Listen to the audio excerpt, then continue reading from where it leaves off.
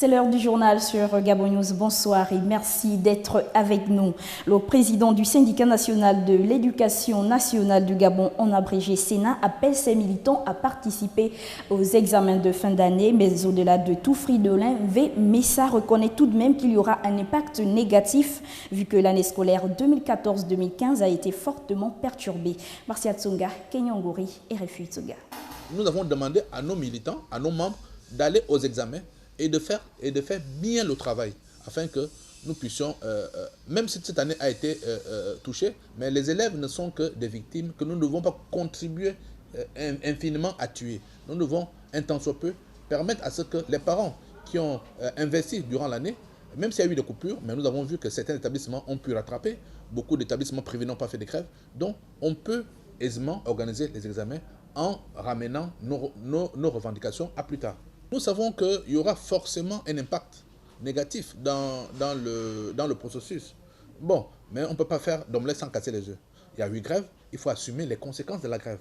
Maintenant, ce que nous voulons, c'est que les enfants qui ont appris, certains qui ont pu rattraper les cours, même si on ne l'a pas fait totalement, mais qu'on leur donne la chance de ne pas vieillir une année.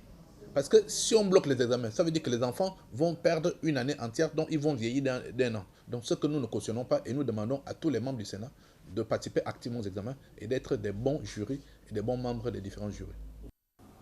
Par ailleurs, Fridolin V. Messa, président du Sénat, toujours au micro de nos confrères, a dit connaître la nécessité de la grève. Aussi, le Sénat ne partage pas le même avis que les autres enseignants grévistes qui, selon lui, veulent maintenir les autres en otage. Martial Tonga, Kenyonguri et Refu Tsoga. Et je pense que la grève, ce n'est pas un jeu.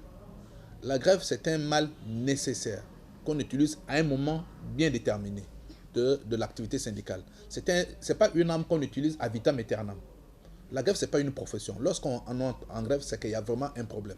Maintenant, aujourd'hui, on constate que certains enseignants veulent maintenir les autres en otage en leur demandant de suivre bêtement leur modèle de grève ou leurs aspirations. Chose que le Sénat ne partage pas parce que le Sénat, aujourd'hui, n'est pas en grève. Donc, le Sénat n'est pas en grève parce que le Sénat ne sent pas concerné par la revendication actuelle de certains enseignants qui demandent la restitution de leur bon de caisse. C'est un droit, c'est normal. Mais nous devons également voir nos droits et nos devoirs. Lorsqu'on est syndicaliste, on doit être l'exemple. Le syndicaliste doit être un enseignant exemplaire. Donc on doit pouvoir peser, d'un côté il y a les droits, de l'autre il y a les devoirs. Donc on ne peut pas exiger que les droits, où sont nos devoirs? Donc c'est pourquoi le Sénat s'est dit, il vaut mieux d'abord remplir ses devoirs avant d'exiger ses droits. Le droit de l'enseignant, c'est d'être dans une classe à effectif réduit. C'est d'être formé, c'est d'avoir un revenu décent qui lui permet de vivre. Donc pour nous... Dans le reste de l'actualité, pendant le ramadan, le musulman utilise certains aliments plus que d'autres pour qu'Allah accepte son jeûne. Il lui faut en plus se fournir une quantité de riz, mais sur le marché, le prix du riz, comme celui d'autres aliments, flambe et n'est pas toujours à la portée de toutes les bourses. La clientèle se plaint. Kenyongori, Marcia Tsonga, Refu Tsoga. La période du Ramadan est une période faste pour les commerces avec la vente des produits alimentaires. Pour les musulmans, ce sont ces denrées alimentaires de première nécessité très convoitées et même les plus utilisées pour s'alimenter pendant cette période qui font les beaux instants du jeûneur. À l'heure d'effectuer la zakat el-fitr, le sacrifice de fin de Ramadan, le prix du sac de riz pose problème. Car pour que le musulman voit son jeûne accordé, il se doit de s'offrir cet aliment pour l'offrir en sacrifice. Au marché Montbois de Libreville, la clientèle s'insurge. Bon, vraiment, c'est un peu très dégradant par rapport à notre moyen. Et il y a certaines qui n'ont pas de moyens pour acheter le riz. Il y a d'autres qui ont les moyens aussi pour acheter. Le prix est élevé, les carèmes est venu pour donner le moyen pour peser notre PC. Et ensuite, pour tout ce que nous voulons encore pour couper notre carême, par rapport au riz, le sucre, on a les manques et le prix est augmenté aussi. Il y a certaines qui n'ont pas le moyen pour acheter. Il y a d'autres qui sont aussi pour acheter, mais le prix des riz est augmenté.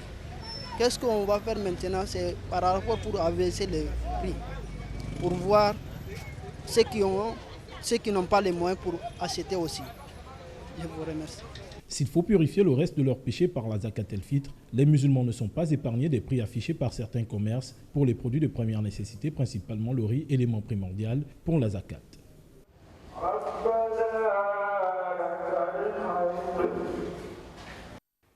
Et puis pendant le ramadan, le musulman doit s'abstenir de boire, manger et d'avoir des rapports intimes. À cela s'ajoute un effort de plus, celui de ne pas tomber dans la tentation à partir du regard.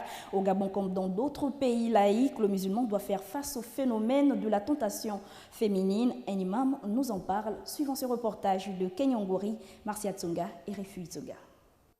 Si pour le musulman s'abstenir de manger, boire et d'avoir des rapports charnels sont des conditions pour la réussite du ramadan. Au Gabon, un pays laïque, les jeûneurs font face à un autre phénomène, celui de la proximité avec la tentation principalement féminine. L'accoutrement qui s'observe, soit dans les rues ou en milieu professionnel des femmes, peuvent nuire au jeûne du musulman. Pour éviter le pire, il lui faut fournir un effort de trop.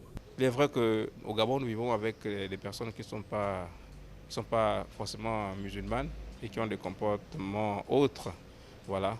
Mais Allah subhanahu wa ta'ala, la yukallifullahu nafsan illa ma wus'aha, c'est-à-dire qu'il ne nous donne pas des choses qui sont au-dessus de nos capacités. Voilà. Si autour de nous, les hommes n'arrivent pas à se conformer, c'est normal, ils ne sont pas musulmans. Donc c'est nous qui devons faire des efforts dans ce sens-là. Mais on ne va pas vers le péché. On ne se lance pas vers le péché, mais si le péché nous trouve, on essaie de résister, voilà, en cette période de jeûne. Essayez de baisser le regard quand on peut. Dans le cas contraire, Inch'Allah, on demande pardon à Dieu. Toutefois, la situation du musulman gabonais n'est pas isolée, mais pour ceux qui vivent la même situation, Allah le clément étendra sa miséricorde. Il faut aussi dire que nous qui jeûnons dans des endroits où c'est difficile comme ça, on est même plus récompensé.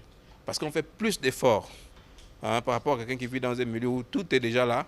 Voilà, les femmes se couvrent, autour d'eux, il n'y a pas vraiment ce qui peut susciter l'envie dans tous les sens. Voilà. On a plus d'efforts, on déploie plus d'efforts et Allah subhanahu wa ta'ala certainement il va nous aider dans ce sens. Pas facile pour le musulman du Gabon de faire face à une telle tentation, mais avec un peu de grâce, on peut baisser le regard afin d'éviter le péché. Voilà, c'est la fin de ce journal. Merci de votre fidélité. L'actualité se poursuit sur www.gabonnews.com. Bonsoir.